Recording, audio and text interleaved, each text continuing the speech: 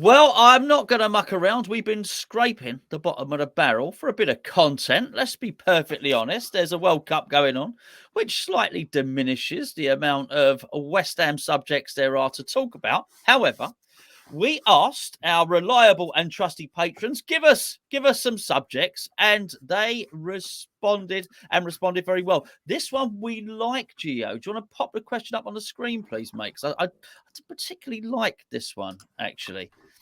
It's from John Earl Longley Newham. That's a fantastic name, John, by the way. He says, if you're Mark Noble, what are the first 5 major changes you are going to make and why? We like this. It's a bit of a silly question, but it's with quite serious pertinent. undertones. Oh, and close. Let's be fair. This stuff is happening in January. Whether he implements our changes, I'm not so sure, but I hope not. well, the funny thing is, when we first said this, Geo, I think it was usually my inclination. You know, when people say, if you were the manager, I tend to sit back in my chair and say something silly, right? I imagine a ridiculous scenario. When this was suggested, when the question came up, I'm not feeling silly about this. I've got quite serious things to sort out at the club, which says a lot about the state of the club at the moment. Just a little heads up, by the way, seeing as you are on Hammers Chat, later on over on the main channel, myself and Geo have a video with Perry Fennick, who, of course, is EastEnders Billy Mitchell. Please do give that a watch. Any idea what time it's going up, Gio? 5 o'clock. 5 o'clock. He's a great guy. He's a proper hammer. Absolutely delighted to get him on. I'll tell you what, we talk some West Ham. Most importantly, we have a really, really good laugh. We do get a bit silly. We make up a couple of scenarios about what might go on at Walford Market or the Queen Vic. But he joined in. That's the good thing about it. He wasn't like, why are you asking me this stupid question? He dived in 2-footed. He got involved. He loved it. I'll tell you what, a really, really good guy. So please do check that out. That's over on the main channel, 5 o'clock this afternoon. Right then, Gio, you've obviously given this a little bit of thought. You're Mark Noble. I've got a couple of big ones. My first one would be academy contracts. I don't like how we deal with them overall. That's something that needs overhauled, not changed. Changed dramatically. Everything needs to be changed. From players that are on the verge of the first team, they've had a couple of appearances in the first team, they've made the bench a few times. That players that we think will make it at West Ham, they've got a chance of making it at West Ham. The contracts are coming to an end. The player then says, well, I'll have, bigger wages because I'm now on the fringes of the first team. I've played in the first team. I will have money which reflects I'm a first team player now. Obviously, the club will then turn around and say, well, you're not a first team player, you're an under 21s player. Here's a contract offer which suggests you're an under 21s player.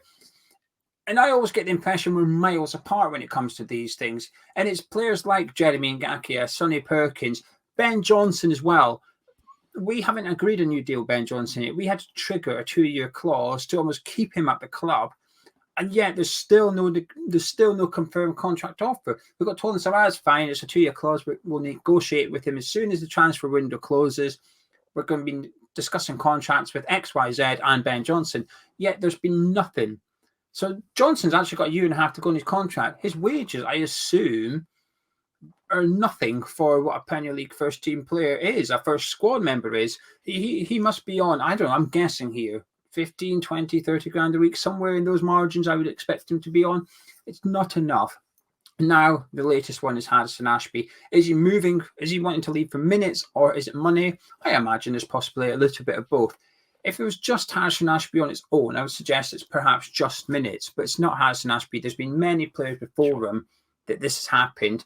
And we do this ugly thing like we did with Declan Rice, which is, well, let's put it out there that he's rejected 20 grand a week. What does he want? He's an under 21s player. And it almost turns the fan base against me. Oh, hang on, you greedy so-and-so. And I hate it. I hate how the club deals because A, we're rubbish at doing it. And B, we turn things a little bit nasty and a little bit ugly when it comes to negotiating contracts with young players, with greedy agents in some cases. I'm not saying that it's just the club to blame.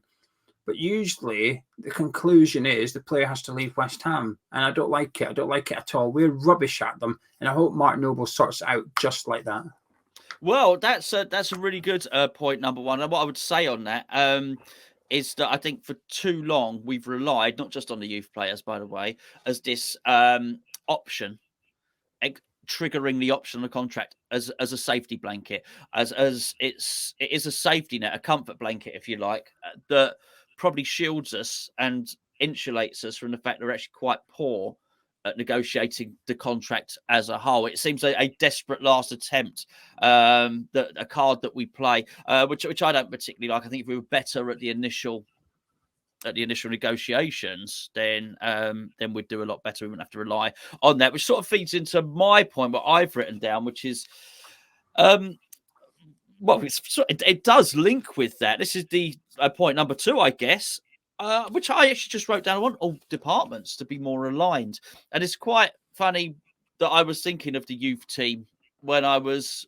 considering this as well, because I do find it very, very fragmented. So one part of this youth setup is, as you've alluded to, is money. And that's fine. We've got to sort it out. That's a contract. But the path into the first team, I think the only way you can really do that is by having the whole structure aligned. So as actually you have a manager in place who is aligned with the under-20 mum manager, who in turn is aligned with the under-18 manager, who in turn knows all of his underlings, basically, from all the age group. They're all set to play the same way. And you have to be of the same mindset that when your manager comes in, that if you have a talented left back, let's say Longello, we'll use his example, he's out of Birmingham at the moment, and he's playing very well. By all accounts, the Birmingham City fans seem to really like him.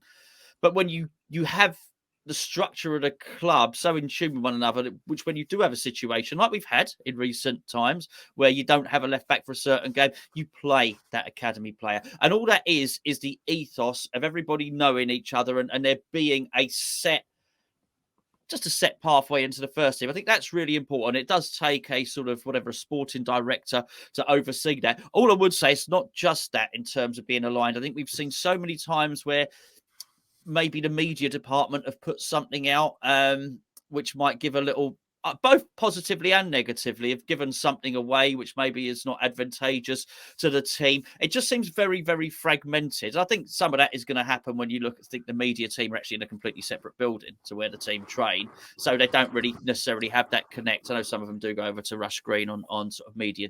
What's it, media day? I think media day is Tuesday or something, and sponsor day is Wednesday, something like that. I just think it's really important role to bring the whole club together. It just does seem a little bit fragmented at times.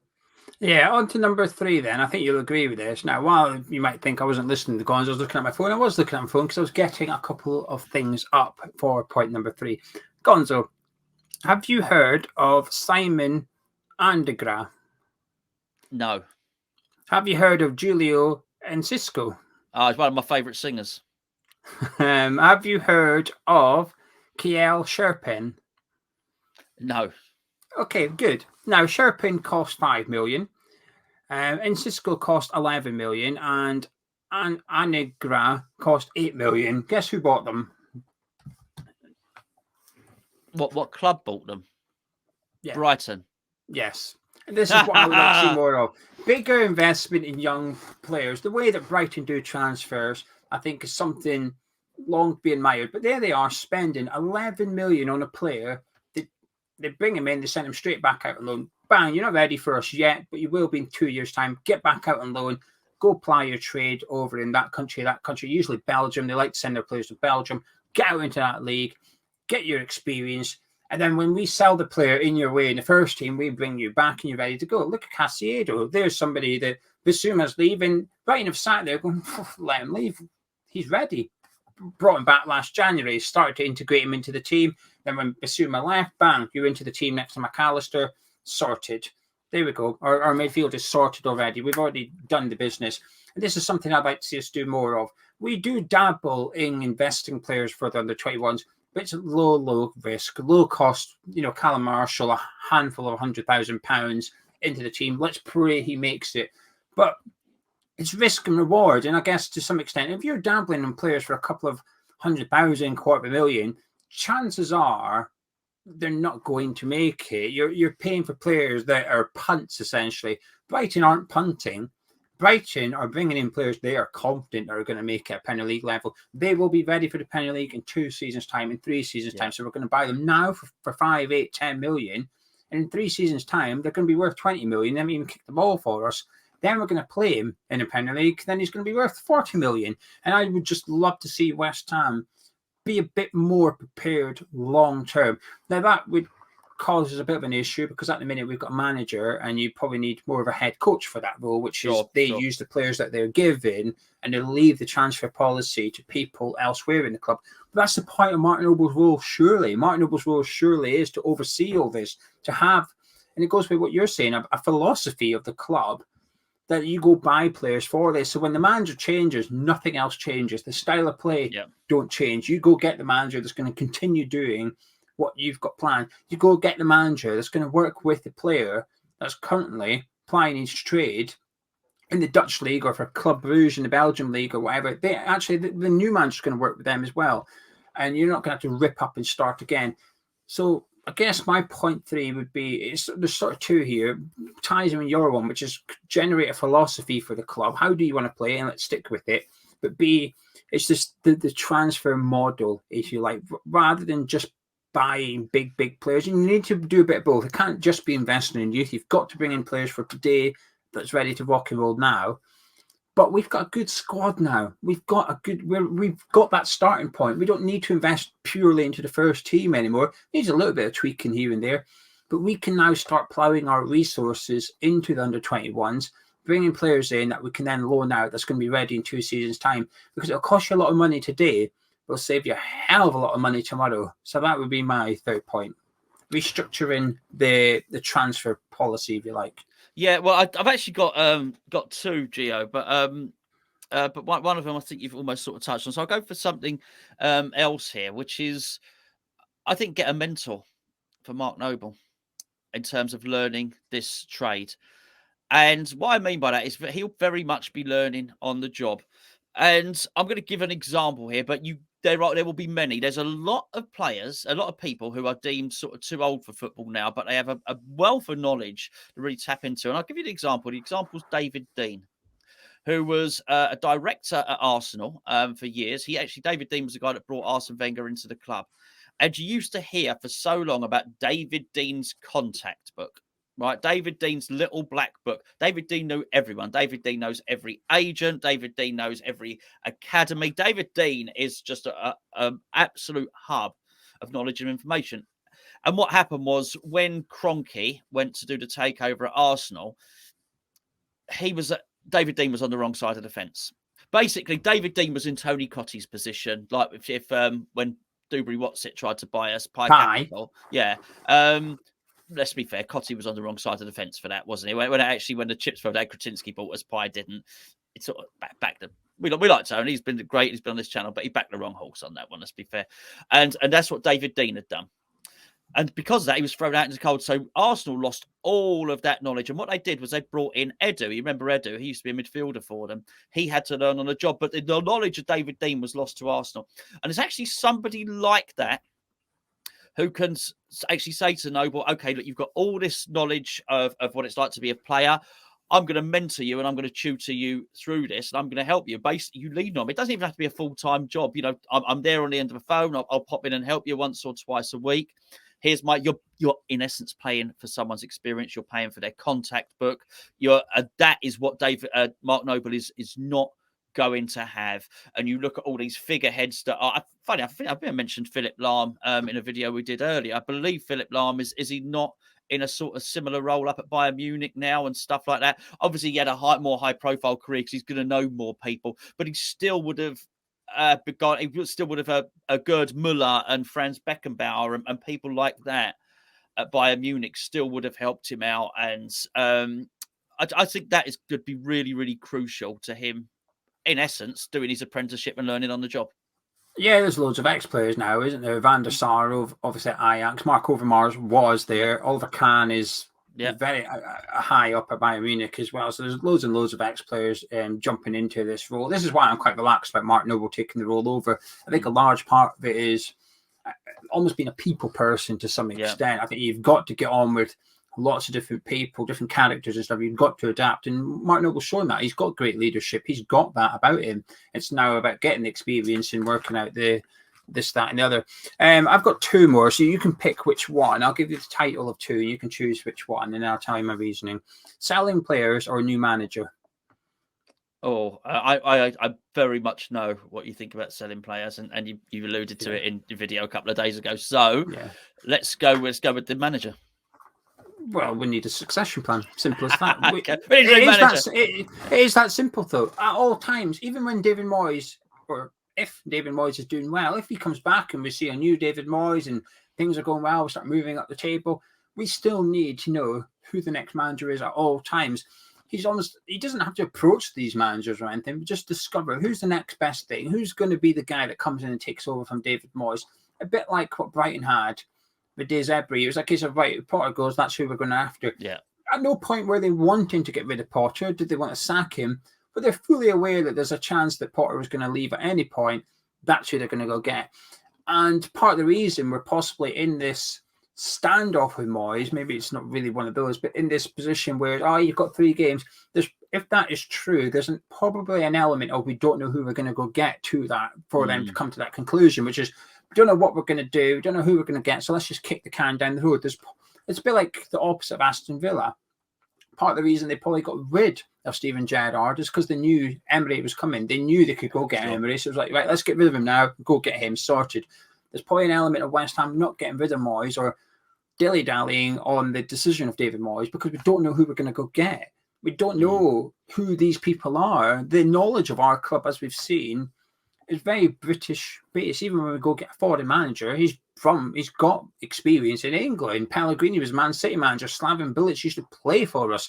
So there's always a connection between the manager and the Premier League. It's not that we've never employed a manager we've never heard of, or we're linked to a couple now, the Sporting Lisbon manager. Does David Sullivan know who he is? I'm not too sure. Does he know who the next best thing is? I'm not sure. Well, that's what Martin Noble's job has got to be. Martin Noble needs to discover the upcoming managers, the next. We're not in a position, if we accept, I would debate this, but let's just accept that we can't attract Pochettino, right? Well, we need to go find the guy that may become the next Pochettino. We need to go do what Southampton did, which is get him in there and then kind of thing. And then as soon as you've got him in, you need to discover who the next guy along the line is. Keep your eyes out. And eventually your shortlist will always change. You might think, that guy's really good. If Moyes goes, we're going to get him. But in 3 months, that guy might be doing rubbish again. You might watch him a bit more and think, actually, I'm not sure about him. That's fine. It will constantly keep changing, but it's important that you're constantly looking. You expect the club you expect Moyes to do it for the goalkeepers, the left backs, the centre midfield. You expect Moyes and Newman to know who their next target is. So I've never understood why you wouldn't do that with the manager as well. Why would you not plan in case David Moyes leaves? For what something could happen in his life. He doesn't want to be manager anymore. He wants to retire. There might be something that could happen up north. He thinks, I don't want to be in London anymore. I'm going. We've seen it with Alan Irvine and Stuart Pearce. 2 important figures in his coaching team have left in the last 2 summers because of circumstances in their lives. Why would you not assume that may happen? Sure. Why would you not assume that may happen to David Moyes at some point? You've got to be prepared for the next man along. And this sort of ties in with the philosophy and stuff like that. If you are going to change it, make sure you've got the man that's going to change it rather than the man that's going to replace David Moyes. So the next manager, I think, is crucial, especially the circumstances we're in, which is when Moyes takes over, we're in a relegation battle. We're in that bottom part of the table. Regardless of how the games go between now and his start date, we could win 2 of the 3. We're still going to be probably in the bottom half of the table. It's important that Martin Noble is almost planning prior to officially starting his job, which is who's next. If Martin Noble could easily find himself with one of his first tasks as sporting director of sacking David Moyes and replacing David Moyes, and that's a lot of responsibility. And there's no excuse to not be prepared. He's had long enough to get ready for this job. And all these months, it got announced months ago. He's had plenty of time to get prepared for it, and he's seen the situation at West Ham. If sacking Moyes comes as a shock, I'd be worried. He's almost got to sort of half expect to have to sack David Moyes and know exactly who he wants in. So that would be my next one. Well, there's 5 points there, and to be honest, Geo even had another one there, which was about selling players. My other one was about us trying to get a feeder club, so as we can, maybe a club in Belgium or something like that. So, so as we can get our young players out there, and it's all this sort of, all of it, everything we've said is joined up thinking, really. And I think there's some good points in amongst there. Some of you might think there's 2 or 3 good points. Some of you might think there's 7 good points, but there's some good points in there. But I think the point about this is, it's all very well us saying this, but Mark Noble has to be mandated to do this. So Mark Noble can only actually be as good as the instructions he is given, what he is charged to do. If what I don't want, and that becomes the boss's job. And this is what worries me. It's because I heard Karen Brady saying, I've had a chat with Mark. I sat down with Mark and we've decided actually we think he could really do well at this job. Nothing wrong with that statement at all. But the fact he was sat down with Karen Brady and it was Karen Brady discussing the role with Mark Noble worries me, because it means actually Karen Brady is going to have to be the one to say, I need you to sort this out. I need you to sort that. And any of the 7 points we've made, or all of those, is he going to be mandated to do that? Or are they going to say, do you know what, Nopes, you know what, you crack on, mate. We just need something to sort it out. I hope he is that. I hope he has genuine power. I hope he's just not a figurehead. Anyway, let us know what you think in the questions comment below. The questions section below. Like and subscribe and all that other funky stuff. And we will be back tomorrow.